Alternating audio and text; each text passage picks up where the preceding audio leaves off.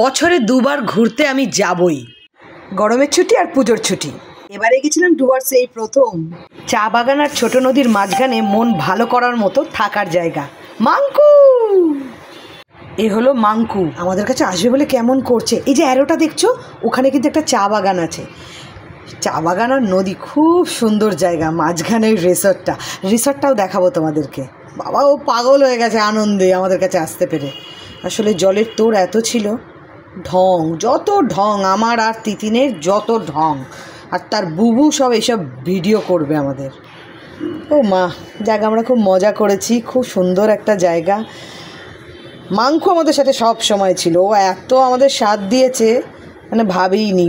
খুব ভালো লেগেছে ও, মানে সত্যি ওরা এত লয়াল হয় কি বলবো। এই দেখো রিসর্টটা দেখলে, একটা আমি পয়েন্ট করলাম। হ্যাঁ, আমরা গ্র্যান্ড ডুয়ার ইকো রিসর্টে গেছিলাম, বাতাবাড়ির কাছে। এটা খুব ভালো রিসর্ট। কালকে বেরোবো, তারই পরিকল্পনা চলছে।